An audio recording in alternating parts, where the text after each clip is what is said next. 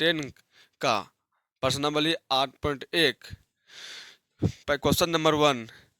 तो एनसीईआरटी का बुक में है। हम चलते हैं हल करते हैं।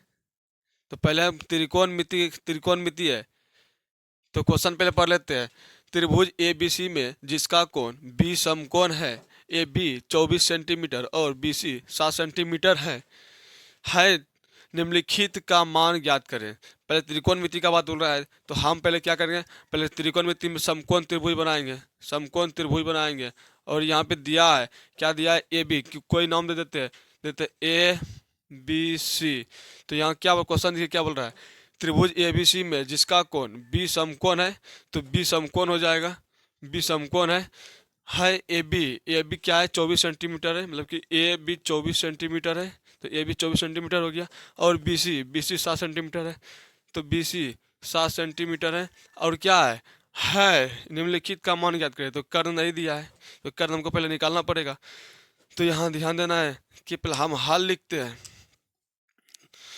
तो 90 डिग्री के समकोण त्रिभुज के सामने वाले भुजा को कर्ण कहते हैं। क्या कहते हैं, कर्ण कहते हैं। इनको लंब कहते हैं, इनको आधार कहते हैं।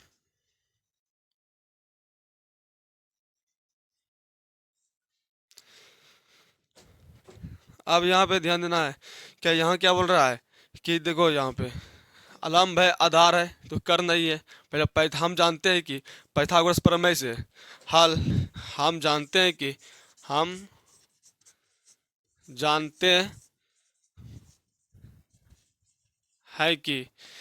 तो यहाँ ध्यान देना है कर्ण नहीं है, तो कर्ण ज्ञात नहीं करना है। तो कर्ण बराबर सूत्र क्या होता है, कर्ण बराबर सूत्र क्या होता है,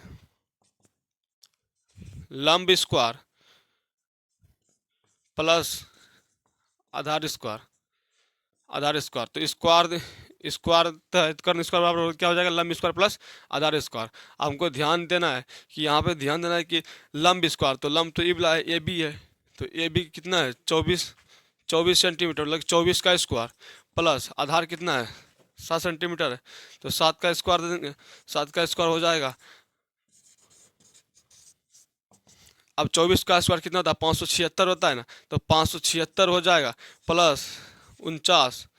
तो कर्ण का स्क्वायर है, तो कर्ण अगर मानो स्क्वायर हटा देंगे तो रूट चढ़ जाएगा, तो कोई दिक्कत नहीं है। तो हमको क्या करते हैं, कर्ण बराबर सूत्र हो जाएगा, कर्ण बराबर हो जाएगा 576 में प्लस 49 जोड़ेंगे, 576 प्लस 49 जोड़ के हम देखते हैं, 576 और 49, 9 × 15 की 75 ले 1, 7 4 11 1 12, 1 5 1 6, 625 आ गया।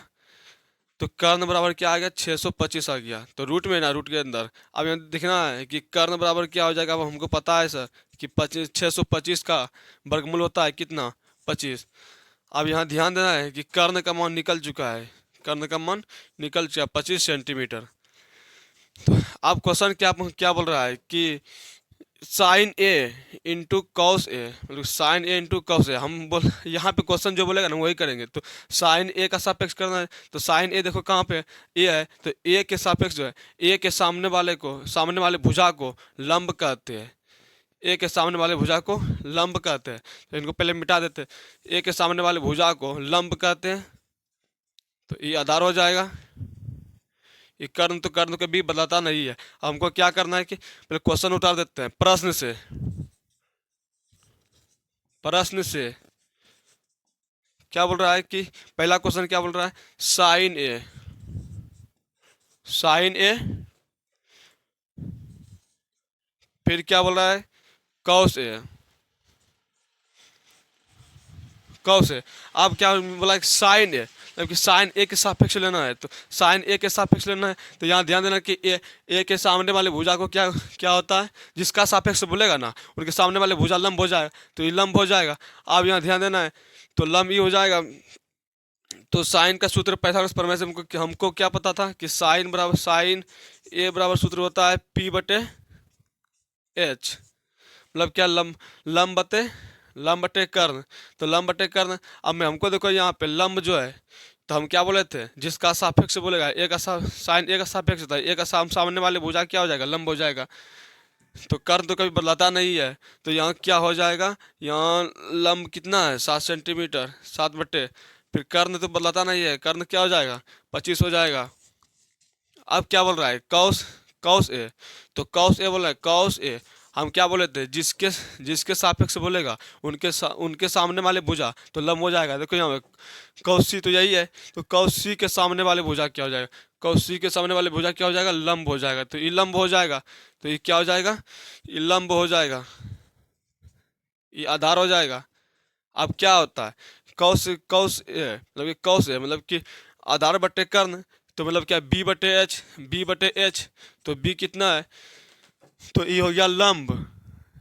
हम क्या बोल रहे थे सी के सापेक्ष ना है, तो कौस सी है, तो कौस ए है ना आएगी। अब दूसरा क्या बोल रहा है कौस है, हम क्या बोल रहे थे जिसके सापेक्ष बोलेगा उनके सामने वाले भुजा लंब हो जाएगा, तो कौस है तो इनके सामने वाले भुजा क्या हो लंब हो जाएगा। तो लंब तो कर्ण बदलता नहीं है, आधार। अब देखो यहाँ लंब तो ई हो गया, तो आधार। अब कौस ए का क्या होता है बी बटे एच होता है, बी बटे एच होता है, तो हम क्या बोले थे सापेक्ष, तो कौस ए का सापेक्ष, एक सापेक्ष मतलब लंब हो जाएगा, तो ये आधार हो गया। तो आधार देखो यहाँ क्या हो जाएगा, आधार क्या हो जाएगा 24/25। अब यहाँ क्या है दूसरा क्वेश्चन क्या बोल रहा है कि साइन सी इंटू कौस सी, साइन सी फिर कौस सी। अब यहाँ ध्यान देना हम क्या बोले थे जिसका प्रश्न हमको देखना कि जिसके सापेक्ष बोलेगा उनके सामने ना है, साइन सी हो जाएगा, तो साइन सी, फिर इनको मिटा देते हैं। अब साइन सी, तो साइन सी हम क्या बोले थे सी वाले जिसके सापेक्ष बोलेगा उनके सामने वाले भुजा लंब होगा, तो सी के सापेक्ष, तो सी के सापेक्ष ई है, तो इनके सामने वाले भुजा क्या हो जाएगा लंब हो जाएगा। तो लंब और ये आधार हो जाएगा, ये कर्ण तो बदलता नहीं है। अब बता साइन सी का क्या होता है पी बटे एच होता है, पी बटे एच होता है। तो हम क्या बोले थे कि सी के सामने वाले भुजा जिनका क्वेश्चन बोलेगा कि साइन सी, तो साइन सी है, सी के सामने वाले भुजा तो लंब होता है, तो क्या हो जाएगा लंब तो यही है ना, तो 24/25, 24/25। अब क्या बोल रहा है, अब बोल रहा है क्या 24/25। अब यहाँ 24/25 हो गया साइन सी का, तो अब क्या यहाँ है तो कौस सी बोल रहा है, तो इधर लिखते इधर दिखाने पड़ेगा, तो कौस सी, कौस सी। अब कौस सी का देखो कौस सी का ई है, तो इनके सामने वाले भुजा तो लंब होगा, और लंब होगा तो आधार तो है क्या, फिर कर्ण बदलता नहीं है। अब देखो यहाँ सामने वाला भुजा तो लंब है, तो ये आधार है, तो कौस सी का क्या होता है बी बटे एच होता है, बी बटे एच होता है। तो यहाँ ध्यान देना है, तो बी क्या है, तो इस सामने वाले भुजा तो लंब है, तो बी यही होगा ना, तो बी 7 है, 7 है, तो 7/25 निकल गया, आंसर निकल गया।